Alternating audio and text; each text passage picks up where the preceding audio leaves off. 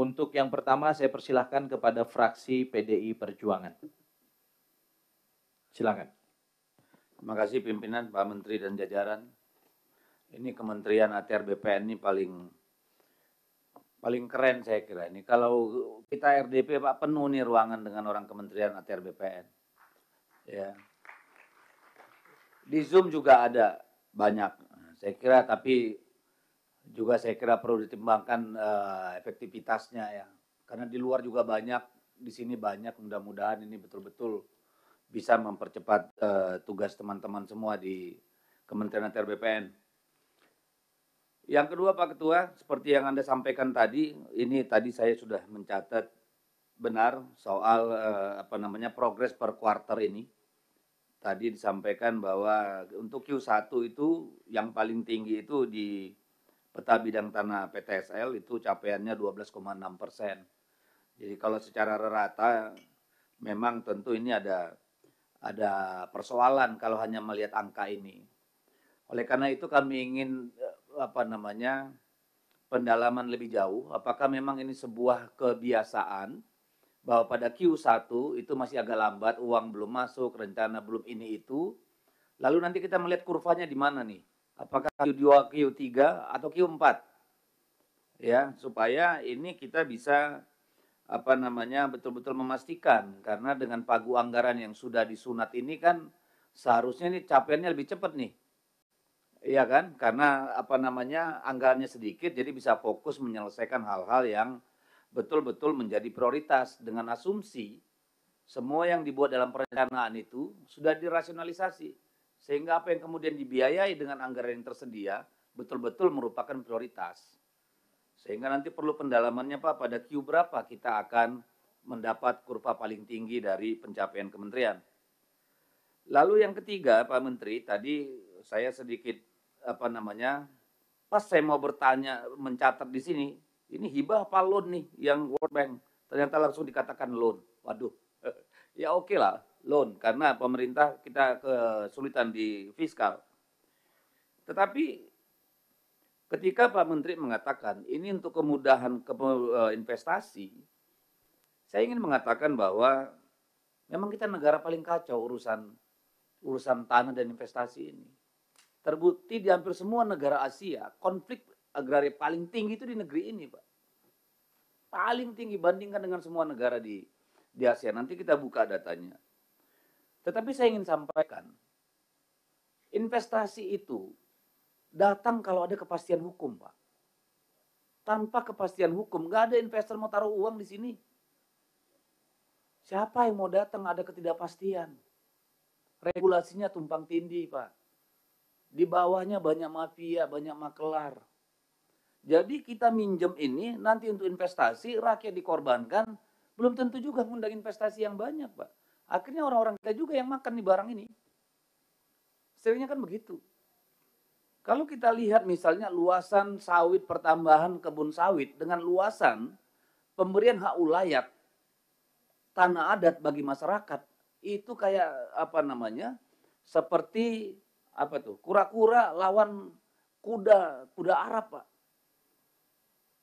Nggak sebanding. Jadi saya mohon juga Pak Nusron, di era Bapak ini, tolong diseimbangkan antara ini untuk kemudahan investasi juga dengan jaminan, Pak, terhadap hak masyarakat, Pak. Harus ada keseimbangan, Pak. Jadi kalau dalam konteks ini saya minta agar kalau bisa Kementerian Agraria mendorong, Pak, pemerintah daerah untuk mengajukan tanah ulayat dan tanah adat itu, Pak. Bantulah, jangan nunggu dari bawah, Pak. Pemda itu nggak peduli, Pak. Tolonglah didorong, kita kan punya kantor di daerah, Pak. Supaya ada percepatan juga untuk pengajuan hak-hak itu. Karena apa, Pak? Potensi ledakan sosial kita dengan pertambahan populasi terus-menerus, tetapi tanah semakin mengerut, Pak. Ini suatu saat akan jadi ledakan berdarah-darah di Republik ini, Pak. Jadi tolong ada keseimbangan antara investasi dengan hak masyarakat. Tolong kita dorong itu juga, Pak. Ya. Saya berharap karena ini loan artinya apa? Akan dibayar oleh negara. Dibayar oleh negara siapa? Berarti rakyat yang bayar. Yang diuntungin bisnisnya, tapi rakyatnya ikut ngebayar loannya ini kan Pak. Jadi tolong juga Pak saya dorong supaya bagaimana mekanismenya kita atur ya supaya Pemda juga lebih lebih proaktif mengusulkan ya sertifikasi atau penetapan hak ulayat atau hak adat itu. Tentu kolaborasi mungkin dengan Kementerian Kehutanan ya dalam konteks ini siapa tahu. Tapi saya berharap di era Bapak ini legasi Pak. Legasi menaikkan luasan untuk hak-hak rakyat itu juga ada di sini.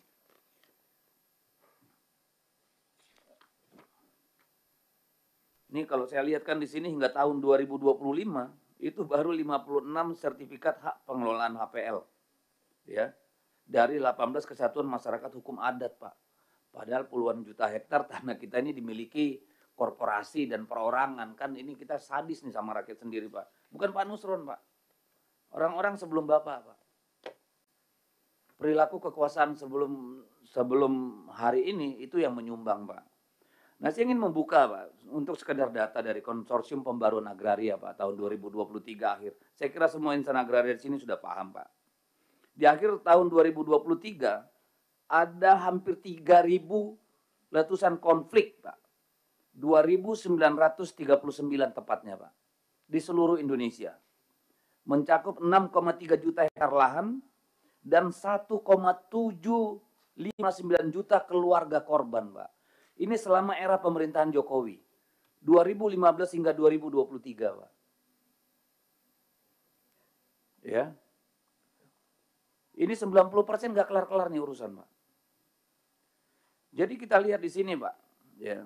Ada proses kriminalisasi sebanyak 2.363 kasus, Pak. Selama rentang waktu 9 tahun itu. Ini keluarga terdampaknya, Pak, hampir 2 juta orang. Saya berharap, Pak, ini bisa kita tuntaskan, Pak. Satu persatu. Sembari kita menyelesaikan ke depan, tapi yang di belakang ini tanggung jawab kita juga, Pak. Ini tanggung jawab pemerintah, Pak. Tanggung jawab gedung ini juga, Pak. Menyelesaikan persoalan-persoalan rakyat ini. Saya tidak anti bisnis, Pak. Tapi kita juga jangan anti menyelesaikan masalah rakyat. 2 juta orang, 2 juta keluarga, Pak. Bayangkan berapa juta orang itu. Jadi disinilah saya kira peran pentingnya Kementerian Agraria sebagai sebagai integrator, Pak. Ya, dengan Kementerian Kehutanan, dengan Kementerian apa lagi itu, Pertanian. Saya kira di sini peran pentingnya, Pak. Dengan Kementerian Dalam Negeri dalam konteks pengelolaan agrarianya. Saya kira ini juga, Pak, penting ya supaya betul-betul menjadi perhatian. Saya sangat berharap nih pada Pak Menteri. Pak Menteri sebagai orang yang tahu hiruk pikuknya masyarakat di bawah sebagai anggota DPR bertahun-tahun, Pak. Saya kira harus memberikan sesuatu yang berbeda dan saya kira itu bukan harapan yang berlebihan supaya persoalan-persoalan rakyat ini diselesaikan. Jangan hanya persoalan pagar laut selesai menguap nggak ada ujung pangkalnya lagi, Pak, hari ini. Yang kemarin teriak-teriak pun nggak tahu batang hidungnya entah kemana sekarang. Hal yang begitu menarik perhatian kita kemarin, tiba-tiba simsalabim hilang tuh. Nggak tahu kita, ini ujungnya di mana barang nih. Ya kepalanya kemarin kelihatan ada persoalan 34 km pagar laut, bla bla bla. Tiba-tiba PDIP kena getahnya di situ, nggak jelas ujungnya. Padahal nggak ada urusannya. Saya kira nanti juga ini perlu diklarifikasi Pak Nusron karena ini merusak kita juga. Ya apa betul itu keluarga yang dari kader kita itu di situ ada melakukan sesuatu supaya clear, Pak. Ya, jangan kita ini yang jadi kena getahnya, Pak. Karena kita bicara organisasi. Jadi kita juga ingin tahu kemana ini, di mana ini ujungnya ini pagar laut ini, Pak. Apakah karena tidak ada pemberitaan atau sudah selesai masalahnya? Kalau sudah selesai, tolong dilaporkan di sini. Karena ini perhatian publik kemarin. Ya, jangan seolah-olah negara ini negara cuci gudang. Ada kasus ribut, habis itu lempar ke gudang belakang, lupakan semua. Kapan kita belajarnya? Lagi-lagi ini bukan Pak Nusron sebagai personal. Ini soal bagaimana kita mengelola negara. Apa kayak begini kita? Tiap ada masalah, hilang karena masalah baru, bukan karena kita selesaikan.